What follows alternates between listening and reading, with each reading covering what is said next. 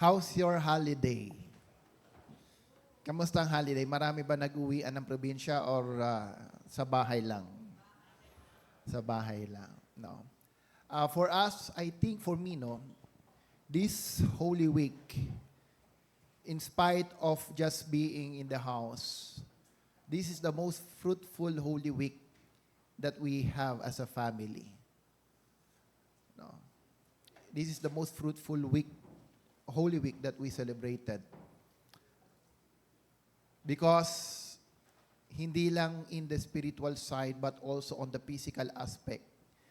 No, we were able to enjoy yung exercise. And thank you for the encouragement coming from Kuya David. Siya talaga yung nag-push sa amin na mag-exercise. No, and we had made it through the whole holiday. Yan. Kaya feeling ko gumaan na ako kahit hindi totoo yung weighing scale. Ayan. No? So, as you know, Easter Sunday gives us a very special message. Easter Sunday speaks about the resurrection power of Christ. And when we deal with the resurrected power of Christ, it speaks of hope, it speaks of life, it speaks about our future. Unfortunately, pag tayo po, kung kayo po ay alam ko naman, every one of us ay mayroon tayong actively participation sa social media. Nakakalungkot minsan na makita, no, yung instead of maging masaya ang celebration, ang dami pong aksidente, no, na mapapanood ka. Ang iba po siguro sa sobrang init na parang pati ulo, hindi na kayang palamigin. Road rage. So sometimes, nung kami po yung unang araw namin about our one-on-one discipleship, there's a reason why ko ginawa ito is because when I have this fellowship with Dr. William, ang madalas niyang nababanggit sa akin is about foundation. How's your foundation? More than all the ministries that we are doing, he will always bring me back about our foundation. And I realize that sometimes we are trying to reach out to our community, our friends, to the church. But most of the time, we neglect the very foundations of our family, our children, our loved ones. So I decided that this Holy Week, I will give focus on rebuilding the foundations of our family. And glory to God na sa aming pag-aaral ng salita ng Panginoong Diyos, God showed us many things. At isa sa naitanong ni Kuya Kel is, why is it that yung Holy Week celebration is most of the time, we don't celebrate, we celebrate it in a way that is not supposedly what God wants us to do. It is more of rituals and traditions. Other is pure enjoyment, but we lose the very substance of the season. Listen here. Our mind is so conformed with the things and the system of the world. Our mind is so conformed. This is why Romans 12 says, do not conform in the pattern of this world, but be transformed by the renewing of your mind. To conform means to have pressure in order to mold, in order to form something. Alam niyo po yung gulong kung paano po yan ginagawa. Ang mga rubber po, pag yan ginagawa, you need to apply so much pressure para yung rubber makompress and ma-form doon sa designated design ng molding machine. So because of many years, our mind is so conformed our mind are so conformed by that system of this world more than the system of the kingdom of heaven. Every day that we are thinking, everything that we are building, if we try to assess ourselves, most of the things that we are building are not aligned with the kingdom principle. Unless we accept and we acknowledge these shortcomings, these difficulties, we will never have a breakthrough and understand the real future of what God designed for us. The good thing with the Easter Sunday, it showed us God has a past. Ulitin ko po. One of the beauty of celebrating Holy Week, it reminds us that God has a past. And because God has a past, we have a future. What is that past? God reminded us that Jesus has already conquered death. And resurrection remind us that Jesus did not only conquer death, but through the resurrection of Christ, God has given us the power of the resurrected life. If you have the power of the resurrected life, the way you think, the way you see yourself, the way you perceive your future will never conform on your past. Your life will be destined according to what God wants us to be. Amen? You will not be defined by your past. It will explain you. It will tell who you are right now. It will show you what kind of life you are right now, based on your past, based on your circumstances. But your past will never define your life. That's why, according to Dr. William Voon, do not make your past an excuse for you to have a changed life. Understand? Do not make an excuse or make it a reason that your past will define who you are right now and what you need to become in the future. Because who you really are is defined by the purpose of why God has called you and give you life. So kahit ano pa ang sinasabi ng tao sa iyo, ano man mga negative words na yung tinanggap patungkol sa sarili mo, gaano ka man nasaktan, gaano man nga kapangit ang nakaraan mo, that is not who you are. It will never define you. So please never use that excuses for you to move forward and to keep advancing the kingdom of God. This is what Easter Sunday is all about. To give you hope. To give you a future. This is what Easter Sunday is all about. To remind us that when we accepted Jesus in our life, He has transferred us from death into life, from darkness into light. That's why we have a new life. We are now a new creation. But the battle remains in our mind. Because everything in our mind, our motives, these are influenced by the external factors, by the senses that we have.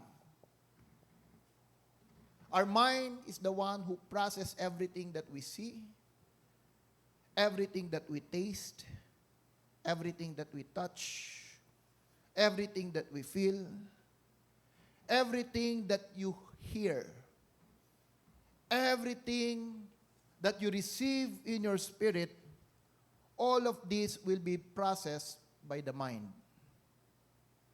Malinaw? When you touch something, unless your mind processes it, you will never understand what you are touching. When you taste something, unless your mind processes it, you will never know what you are eating. When the Word of God hits you in the Spirit, your mind will going to process the truth behind the Word that you received.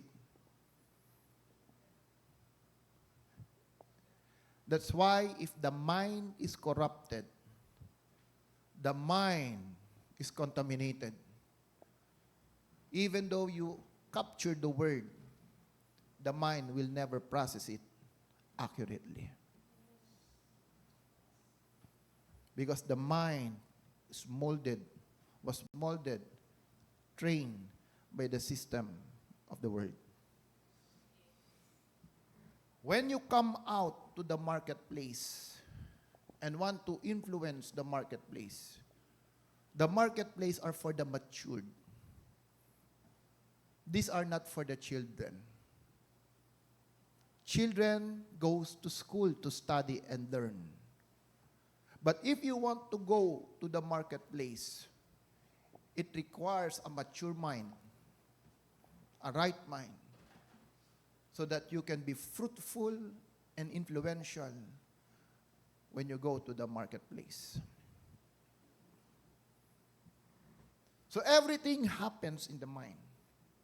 That's why the Bible says, so does a man thinketh from his heart, so he is. How do you see yourself?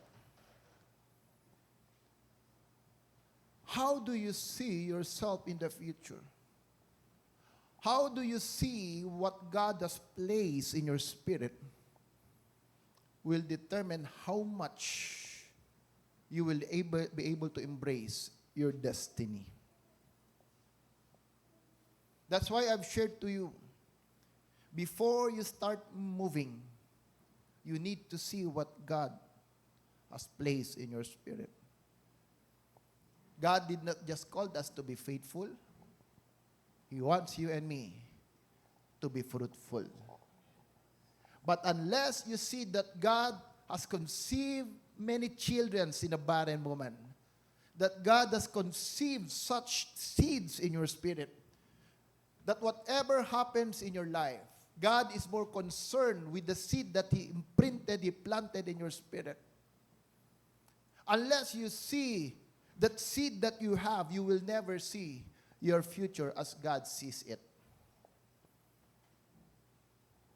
People of God, go back and build the right foundation. When you receive the Word of God, it is not for the mind. It is for the spirit, but for the mind to process it. It is for you to obey and execute the Word, not just to learn it. The Word is for us to live on it, to apply on it, so that we can live a changed life. Amen? Sabi mo sa iyong katabi, be fruitful. Be fruitful. Alam nyo, when you are fruitful, you will attract people. Even people who are in a distant places. Habang kami po ay I think that's Saturday or Friday.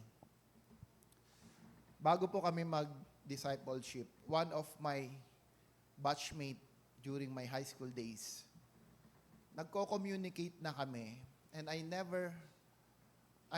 never told them na ako po ay isang pastor na. And I grew up in a Catholic school from elementary to high school, even in my college days.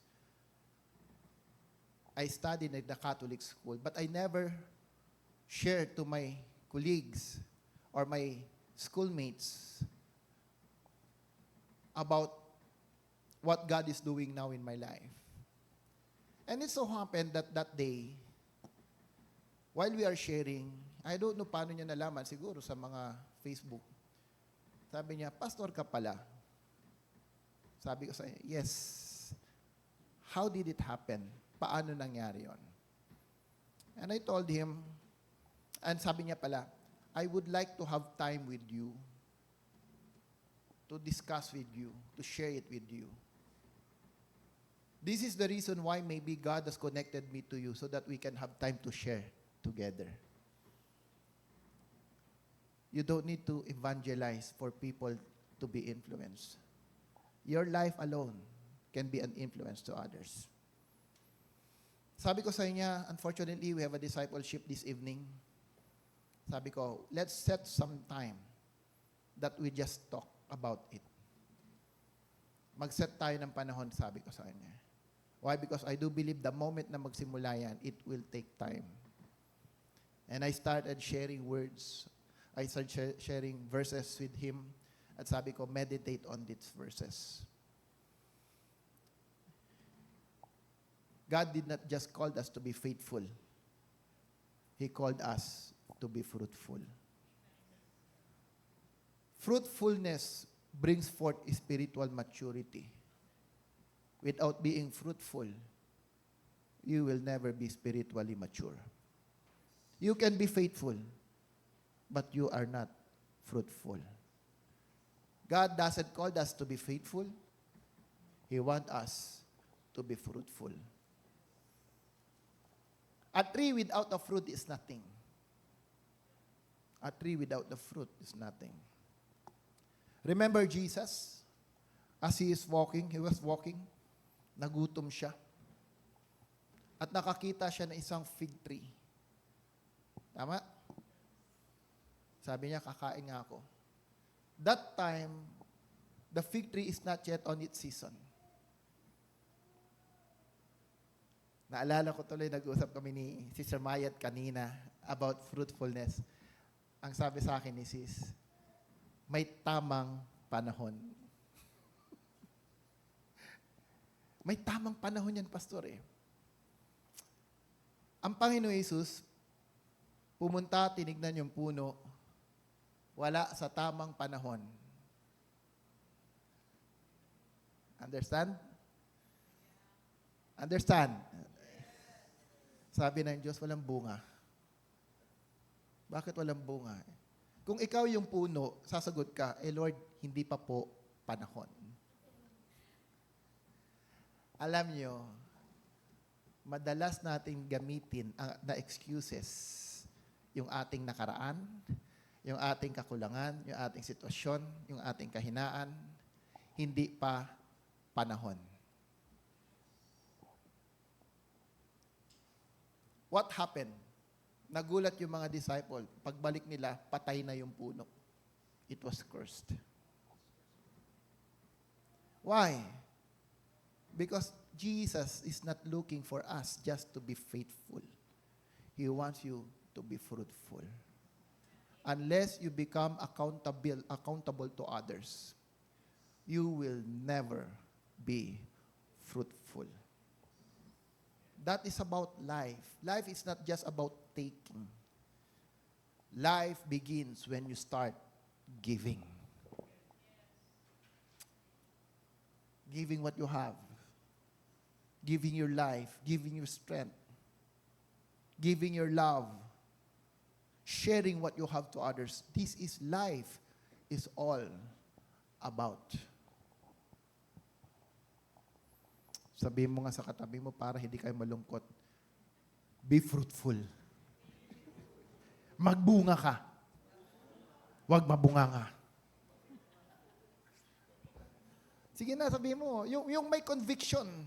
Yung may matinding conviction sa puso mo na sinasabi talaga ni Lord, yan ang para sa'yo. Magbunga ka. Sige, titignan ko yung mga mata niyo para may kausap. Magbunga ka. Pambihira, sinabihan ako ni Pastor, magbunga daw ako. Tama, kasama ko doon. Magbunga ka. Be fruitful because Jesus is waiting for your fruits. Let's go to our topic today about how to deal with your mind. That's why true leaders, one of their advantage is that they can master their mind. Unless you know how to master your mind, it's hard to be fruitful. Unless you know how to conquer the past of your mind, you cannot comprehend the seed that God has placed in your spirit. For the weapons of our warfare are not for the flesh, but divinely powerful for the destruction of fortresses.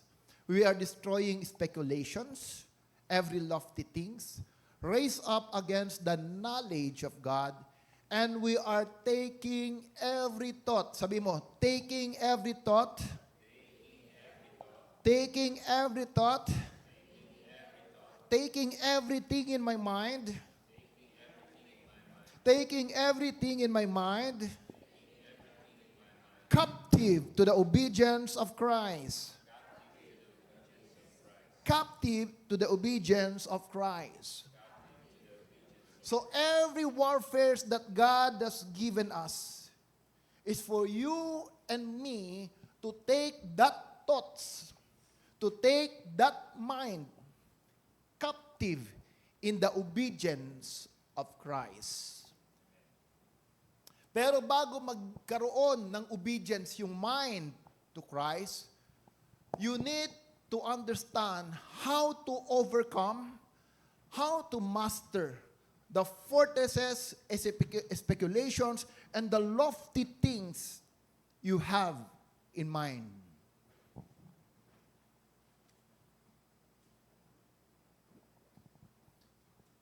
Bago mo ma-overcome ang kaisipan and make it captive in the obedience of Christ, understand all the fortresses, all the speculations, all the lofty things in your mind, you need to overcome it. Now, fast forward, fortresses, ano po yan, pinag-aralan natin, thought pattern that will not allow you for your breakthrough. It will defy your advancement. It will discourage your progress. It will make you battle weary. Fortress makes you believe your circumstance more than the power of God's word. It will always hold you back. It will not allow you to move forward. It will always give you reasons why you believe that what you are right now is already who you are. Fortress is a kind of discouragement. Hindi ka pa nagsisimula, takot ka na. Wala ka pang ginagawa, talo ka na. Kung tumatawa si Kuya, bakit ma-experience kayo, no? Bago ka palang magsimula, parang pakiramdam mo, hindi ka na magtatagumpay. These are fortresses in the mind. That's why we cannot overcome. We feel we are always defeated. You feel that your life will never change. Nabuhay kang mahirap, mamamatay ka ng mahirap. Kung ano yung kinagistan mo, pakiramdam mo, yun na rin ang ikakamatay mo. You lose the ability to change your future. A good leader will go beyond rock bottom where water resides and restore vision to the people. Christianity is not about a bed of roses. Even in your pain, do you know and do you believe that God will disciple you? Even in your pain, God will change you. Pain is a way and method that God will also disciple us. Challenges. That's why when David was anointed king by Prophet Samuel, the very destiny of David should be is in the palace. Sundan niyo ko. When God anointed or Samuel anointed David to be king, his position should be in the palace. But before David was born, Adullam is already existing. And what is Adullam? The cave. It's already there. And if you know the story of David, when God anointed him as a king, David did not stay on the palace, but he went back to his Adullam. He went back to his cave. Why?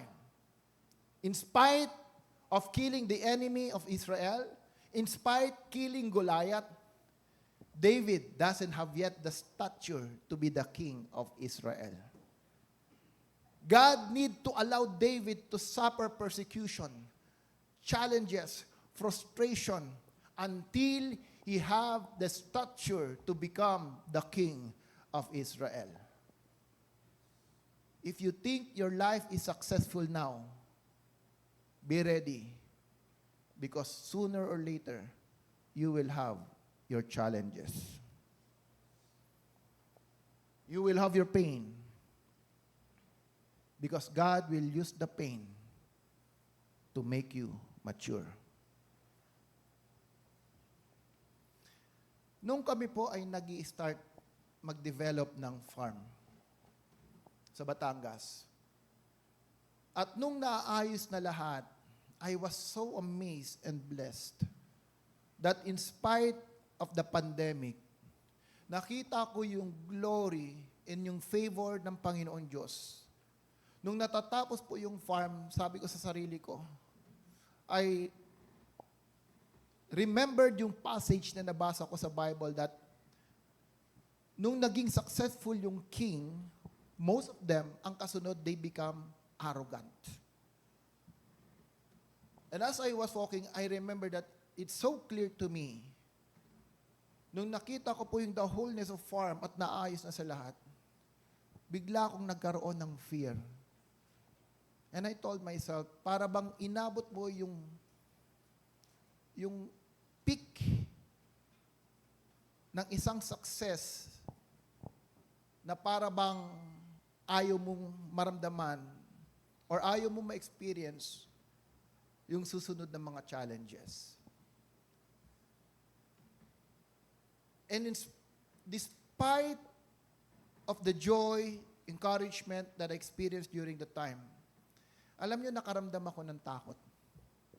Nakaramdam ako ng fear. And I just now understand and realize that no matter how successful you become, no matter how many victories you will have won, there will always be challenges that you need to face. Lagi kang may pagsubok na kailangan mong harapin. Listen here. If you don't know how to build your foundation right, when that challenges comes, it will show you the kind of foundation that you have established. This is the reason why I came back to reality, to a realization.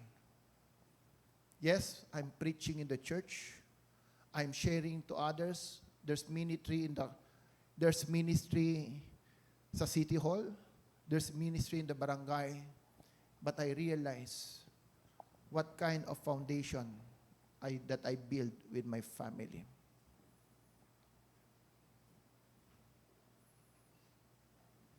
We want to be fruitful.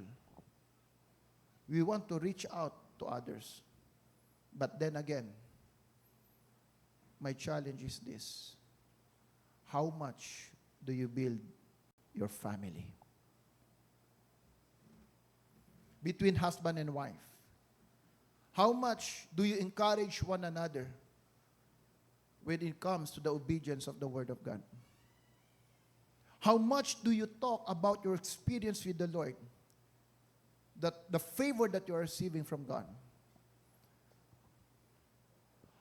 How much do you want to build biblical principle to your children?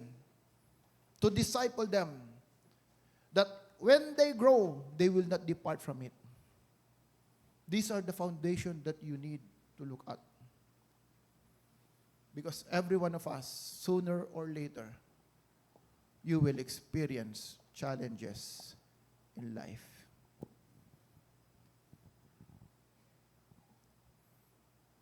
If you want to conquer fortresses in mind, avoid this word. I do not know. I can't do it. It's hard. Okay ba? Yung mga BNCGC family, pakisabi nga sa yung katabi, wala na yung lingwaheng yan sa akin. Wala na lingwahe na yan. Ano yung lingwahe na yan? I do not know. I can't do. It is hard. Sa mga anak ng Diyos, hindi po yan yung mga tamang salita na lumalabas. Brother Wayne, pwede bang pakigawa mo ito? Mahirap yan, pastor eh. Alam mo ba nangyayaring sa ganito? Hindi ko po alam eh. Remember this, every say you say, I do not know, I can do it, it's hard.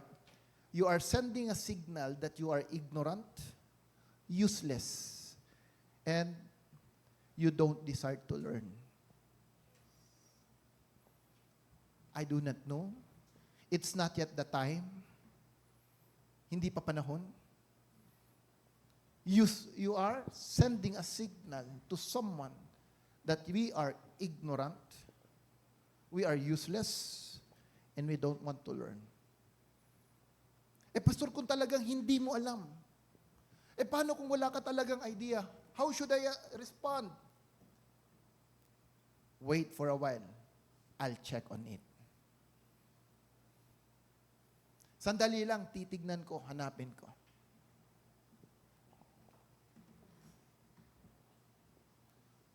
Do not put a period on things that you know you can do something. Hindi ko kaya yan. That's why you see, hindi ako na-surprise during our Crazy in Love event. Kahit sabihin mo, nung may nagsabi sa, pastor, yung iba kasi sabi nila, walang pera. Hindi na ako na-surprise. Why? Because that is the fortress of the mind that everyone should conquer.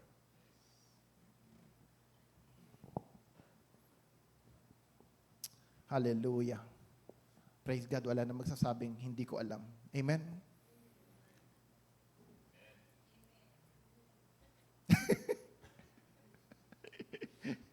I do not know. Naalala ko nung may nag-send sa akin na message.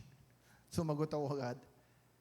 Hindi po kasi ako lagi dyan sa restaurant na yan. Wala akong alam. And I realized, teka lang, katuturo ko lang to ah. And I immediately searched, ano bang mga restaurant na mayroon doon? And I sent it to him. Mayroon naman palang paraan eh. Tamad lang talaga. Diba?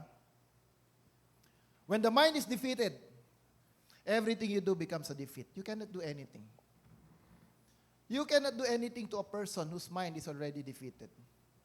When you cannot see the way out, you will never see the way to go out. You will never go out. Alam mo, simpleng-simple lang to eh. Diba? Imagine niyo yung logic. Sino nanonood ng sine dito? Kasi ngayon, bihira na eh. Puro Netflix na kayo eh. Alam nyo, nung ako po ay, nung usong-uso pa mga sinihan, pagpasok ko sa sinihan, ang unang-una kong hanapin exit. Lagi akong concerned sa exit. Kasi sa sobrang dilim, ang iniisip ko, paano pag magkasunog? Saan ako lalabas? True or not? Kaya, pag may nakasulat na exit na maliwanag, masaya ako sapagkat alam ko kung saan ako lalabas. People of the Lord, in the spiritual realm, that is the same. If you cannot see the way out, you will never go out. Let's go to the next. Speculations. So, tapos na tayo sa fortress. Pag-usapan natin yung speculations. What is speculations? A cycle of thinking pattern that is established on half-truth. Inaccurate thinking pattern. May kwento dyan eh. Mayroon daw isang challenge, hahawakan mo yung paa and you describe kung ano yung hinawakan mo. Madalas tayo, we can easily assume about our situation without really understanding the situation. May naghawak, sabi niya yung paa. Aha! Kalabaw to. Eh, hindi naman niya nakita yung buong hayop. Ayun pala, yung hawak-hawak niya, baka. Delikado. We always assume who we are because of lack of understanding.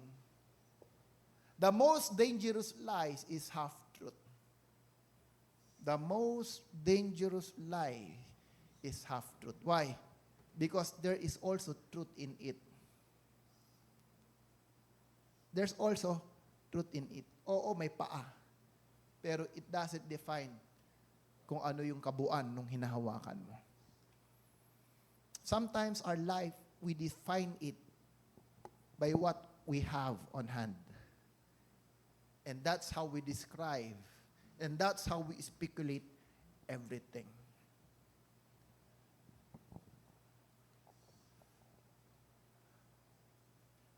When you have speculations, there is no firm foundation. Okay, makinig kayo. Sino nakakakita ng mirage? Ewan ko may mirage pa ba ngayon? Meron pa. Alam niyo yung mirage? Do you know what's mirage? Ano yung mirage? Kotse. Alam niyo pag nagda-drive ka, yung parang may tubig, umaalon, di ba? Dahil alam mong tubig yan, mirage lang yan, hindi ka mag-slow down. Tuloy-tuloy ka pa rin. Tronat. Alam niyo, nung ako po ay, ewan po ako ngayon, hindi ko na masyado na-observe siguro dahil driver ka na eh. Pero nung akong bata, very observant ako, gustong-gusto ko makakita ng mirage, lalo na pag sobrang init ng kalsada, nakikita mo para kang may tubig. Siguro dahil excited ako dahil papunta kami ng iba Sambales, excited daw sa dagat, mukha ng dagat yung kalsada. You know what speculation is? You have no clear understanding and definition of what you see.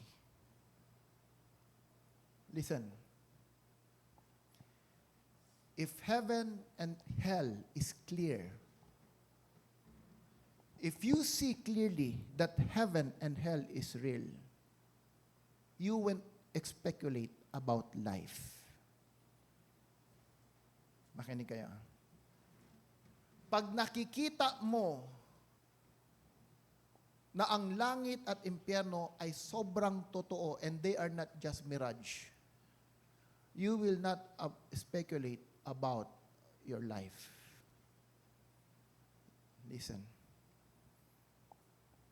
There are people in the church, they come to the church, they listen to the message, but they live a sinful life.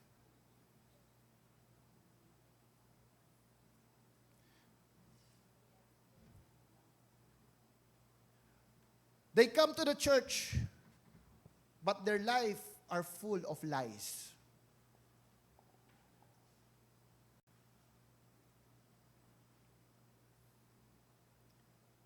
They pretend to be righteous, but they live a fornication life.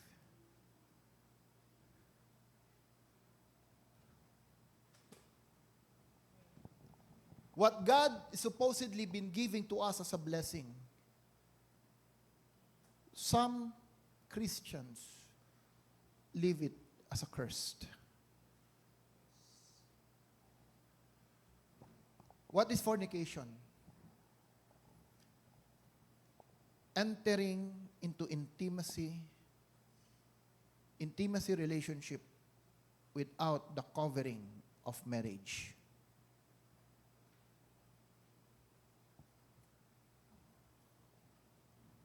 Why do others come and can live such kind of life?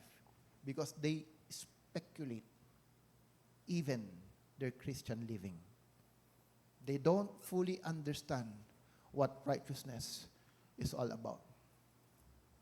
Some come to church, pero punong-puno ng vices. Sigarilyo dito, inom doon, but they still attend the church.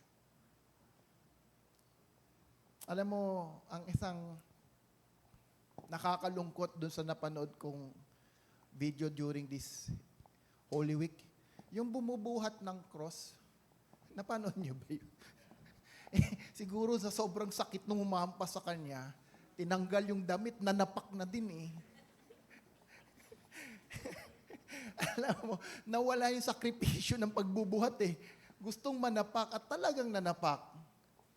Sabi nung isa naming kapatiran, nung kami po nasa Indonesia, pasalamat ka, Kristiyano na kung hindi sinapak na kita.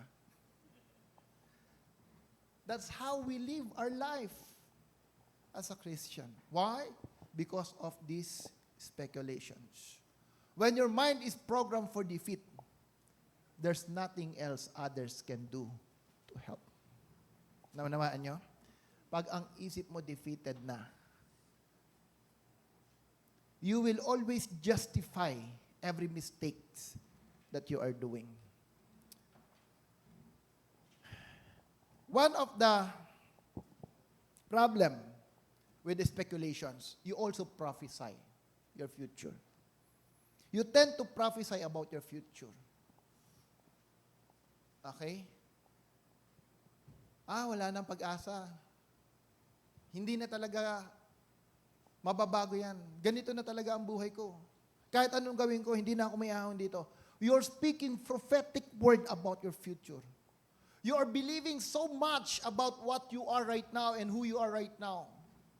You cannot even change the way you want to prophesy about your future.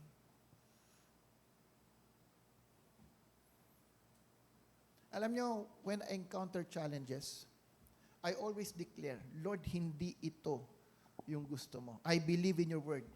You will make us successful. I believe in your word. We will be debt-free. Kahit punong-puno ka na ng utang, punong-puno ka ng loan, sabi ko sa sarili ko, Lord, hindi ito ang sitwasyon ko. Hindi ito ang nais mo sa buhay ko. I will be living a life of fruitfulness. I will enjoy the ministry because it's full of your blessing. Kahit yung sakit, I won't entertain it. Listen. There was a time si Mami nasa Asian Hospital. Kumain kami ng brother ko sa restaurant.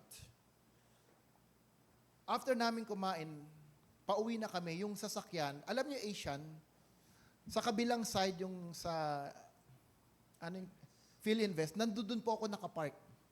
Doon ako nakapark. So, nung kami po uwi na, kinuha ko yung sasakyan sa kabilang side. Gabi na yon. Hallelujah. Halos hindi ako umabot ng sasakyan. First time kong naramdaman. Sumakit yung dibdib ko na parang may tumutusok. Hindi ako nakahinga. Siguro mga 20 feet away na lang yung kotse. Huminto ako. Sabi ko, anong nangyari? Alam mo yung hindi ka mahiga na talagang tunusok yung dibdib mo? Ang problema, naiwan ko yung phone. Sa kwarto, hindi ako makatawag. So, dahan-dahan umabot ako sa kotse, tapos nagpahinga ako. Sabi ng kuya ko, magpa-check up ka, magpa-lab kayo. That's true. Pero hindi ko in-entertain yun. I cancel it out. Lord, open my vein. Kung may bara, buksan mo yung vein na yan. And of course, naghanap ako ng tamang supplements. Nagpalit ako ng supplement. I change yung iniinom ko. Every day, uminom ako ng hot water. Nag-lemon ako. Tapos may nabili ako. I believe God will always give you the wisdom and connect you to the right people. Uminom ako ng supplement. Hindi ko sinasabi yan nung kami po ay nagkota kinabalu. At yung mga kasama ko, gustong-gusto maglakad. And I challenge myself. Lakad tayo. Praise God, umabot kami doon sa aming restaurant. Kumain pa rin, kain pa rin. Sige, lamon pa din. Hindi ko lang sinasabi sa kanya, I want to test myself. Alam mo, pag ako may nararamdaman, hindi ako yung tipong, aray ko, ang sakit. Hihiga na lang ako. Alam mo, pag ako humiga, lalo ako nagkakasakit. Alam mo yung may mga tao, sakit lang ng ulo, parang hindi na makabangon. Turn out, hindi ko masabi sa kanila, there was a time, lumabas ulit ako, naglakad. Bumili po ako ng pagkain namin. Mag-isa lang ako sa Kota Kinabalu. Hindi na naman ako umabot sa restaurant. Nag-taxi ako. Why? Ang lapit na lang, hindi ako makahinga. Naramdaman ko na naman yun. Tawag sila sa akin, okay ka? Okay lang. Pero di ko sinasabi, nag-taxi na ako. And I always cancel it.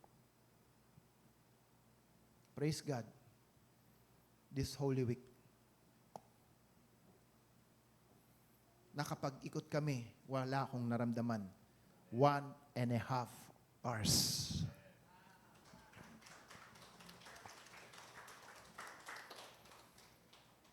And praise God. Sabi ko, iba yung ikot namin this time. And glory to God, pati si Pastora Ken. Dati yan, maglalakad lang papunta ng church. Alam ko, nagagalit siya minsan kasi hindi ko pinapansin. Hindi ko siya inaalalayan. Kasi alam mo, pansinin mo, pag ikaw mayroon kang sugat, lagi mong alagaan, parang ayaw kang iwan. Na-realize mo yun? Pag may sugat ka, lagi mong binabantayan, parang laging nandiyan dyan. Lalo kanyang minamahal. Siguro iniisip niya, hindi ako iwan nito. Sometimes we speculate life so much. Simpleng sakit, lumalala. Huwag ka masyado matamis. Ang pamilya natin may diabetes, baka magiging diabetic ka. Pambira, wala pang diabetic, dineclare mo na. You prophesy it already. Why? Because genetic yan. No, for me, I don't believe. Why? Because the Bible says, for those who are in Christ, even the genetic, all the curses has been cut already. Turn out. Inalis na ng Diyos yan. That's what I believe and that's what I declare. There's no weapon that is formed against you shall prosper, nor any word that will condemn you that you will be condemned. This is the inheritance, our inheritance being children of God. Amen. Bakit dinedeclare mo yung wala pa? Why you speculate so much on things na wala pa? Why? Because your mind, our mind, is so molded and formed by the system of this world. Why not just pray and cancel those spiritual things? Why not just cancel those illnesses? Do not accept the deceptions of the enemy.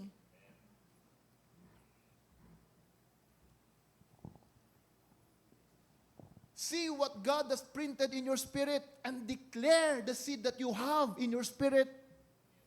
Train your mind not to speculate, but to embrace the promises and the principle of the Word of God. Amen? Death and life are in the power of the tongue. Those who love it will eat its fruit. Kita nyo na? Death and life are in the power of the tongue. Be careful what you speculate in life. Be careful what you declare. Be careful because that is not who you are. Your life right now, your past is not an excuse for you to live a life for your future.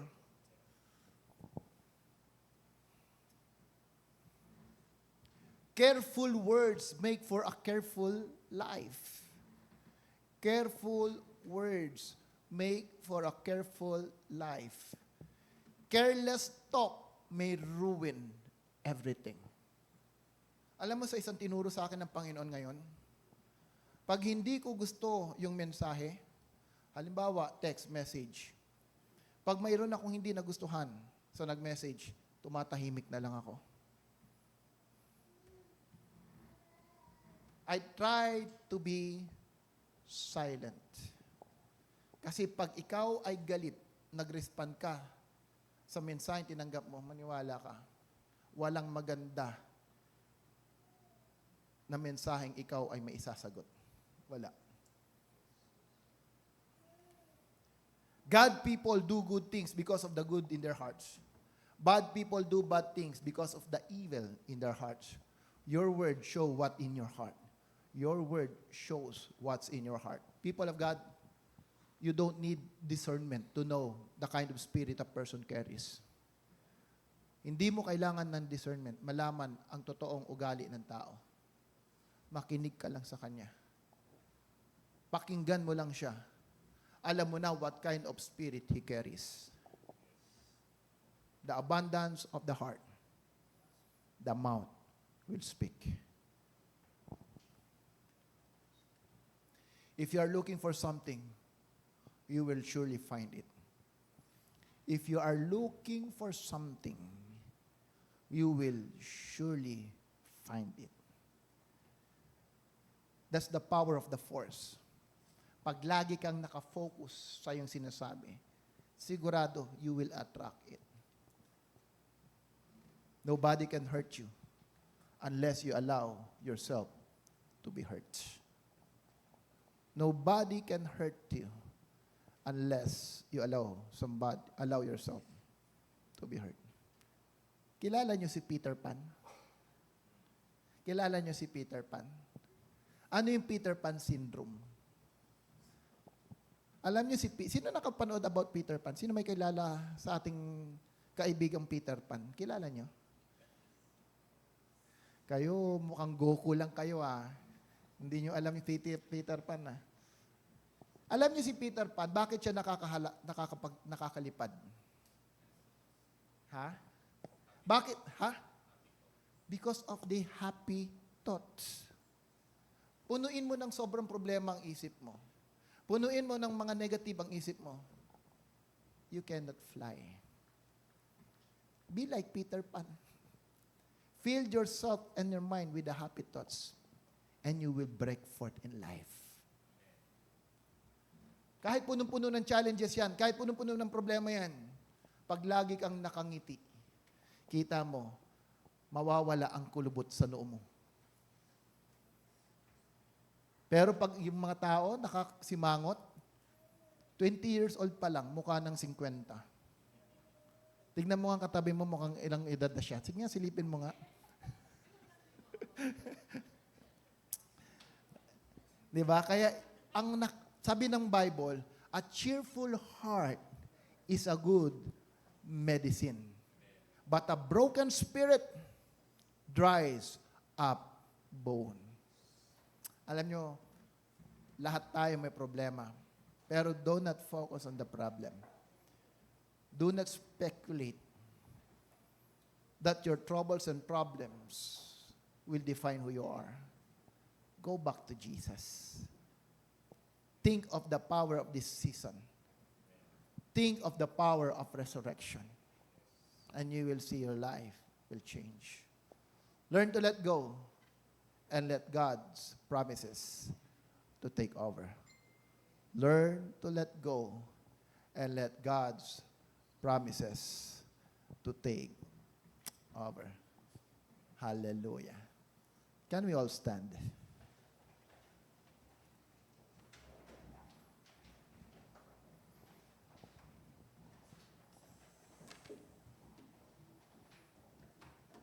Can we sing the last song, the worship kanina? Ano sabi doon sa kawitin na kanina, yung Tagalog? Dakilang katapatan. Imagine the song. Capture it in your spirit.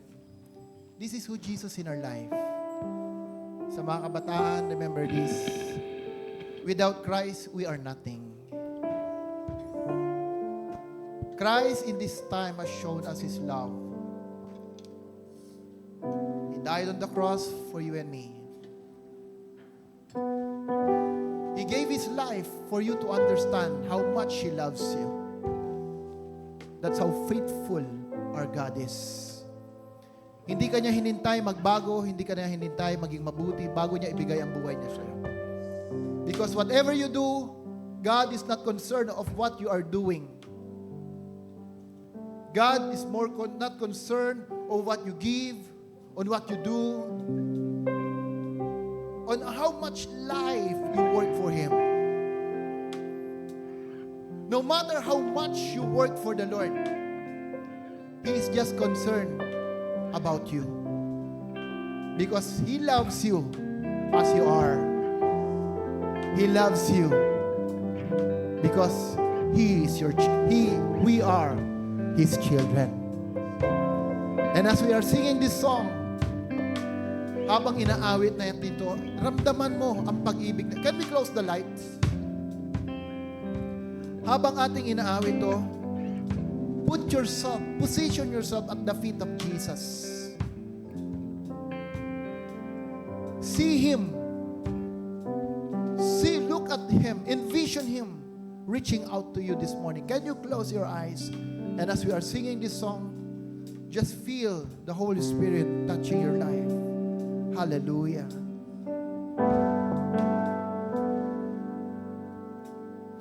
Sadyang kay buti na ating Panginoon, magtatapat sa habang panahon,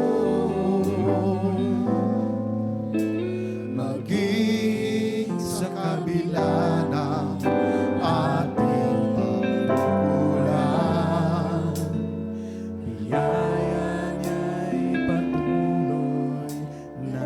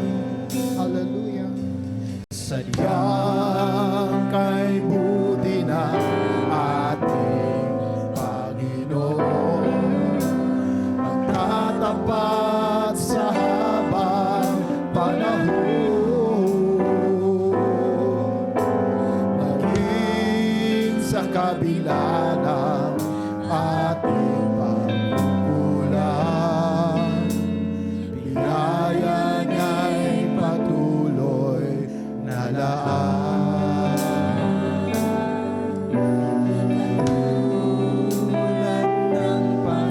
Hallelujah. Oh, we praise you, God. We worship you, Lord Jesus. We give you glory. We give you honor, oh God.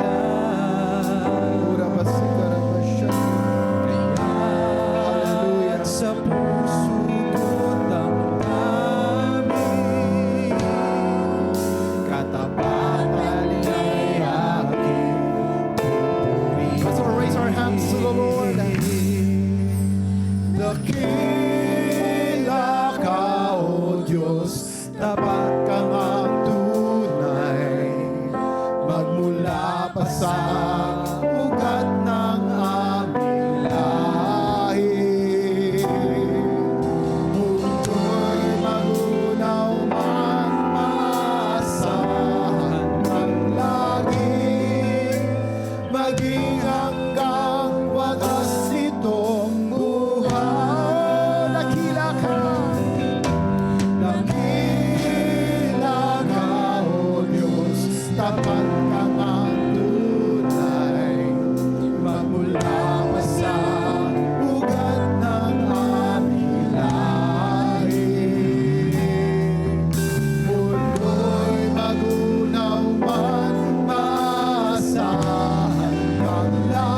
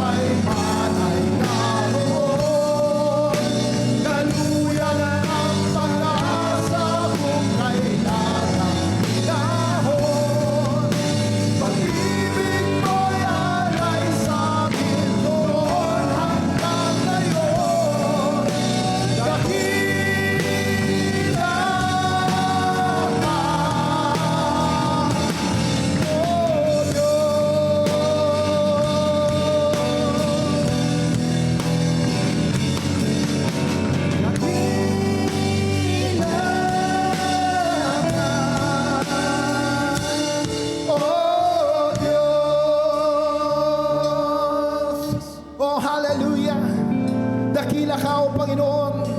Sambahin ka, aming Diyos sa masalangit. Luwalhatian ka, O Panginoon. Salamat sa iyong ginawa sa aming buhay. Salamat, Panginoon, sapagkat sa iyong kamatayan kami nagkaroon ng buhay. Sa iyong pagkabuhay nagkaroon kami ng pag-asa. This is who we are. We will never be defined by our past, O God. We will never be defined by the situations of our life, challenges of our lives, O God. It will never give us excuses, O Lord, because what you made us, what you have called us, O God, is for us to be in the kingdom, to live the kingdom in our lives, O Lord, to experience the power of the kingdom, O God. This is who we are. Our life will never be the same. We will be changed. We will overcome every fortresses in our mind. We will overcome every speculations in our mind. When we speak, we will speak about the future based on what you have called us, based on the promises of your words, O Lord. As you have said in your words, O God, you will not just give us life, but you will give life to the fullest. Oh, Panginoon, I pray na ang bawat inyong mga anak, Lord God, we will encounter you more and more. Maranasan namin ang iyong hipo, yung pag-ibig sa aming mga buhay. Maranasan namin ang kapangyarihan ng iyong mga pangako sa aming buhay, O God, that we will not just speculate, but we will bear witnesses, O God, of your promises, O Lord. Because every time you speak, there's power in your words. And when we receive that word in our spirit, and our mind is pure and clear, oh, hallelujah. Lord, batid namin ang buhay namin mababago. Ang buhay namin maayos. Ang buhay namin pabuti ng pabuti, pabago ng pabago, pasagana ng pasagana. Maging ang aming mga karamdaman, Panginoon, hindi ito kayang manahan sa aming mga katawan. Hindi kayang manahan sa aming mga buhay, Lord, because out of the sun you have created man. Out of nothing, you have given life to everyone. Ang mga bulag nakakita, ang mga bingi nakarinig, ang mga patay na buhay. Sa iyong presensya, Panginoong Diyos, walang imposible. And I declare right now, in the power of your name, for those who are sick, I declare healing upon their lives. In Jesus' name, in Jesus' name. Oh, in the power of this season, in the power of this Easter Sunday, in the power of resurrection, I declare healing upon healing in Jesus' name. Oh, salamat.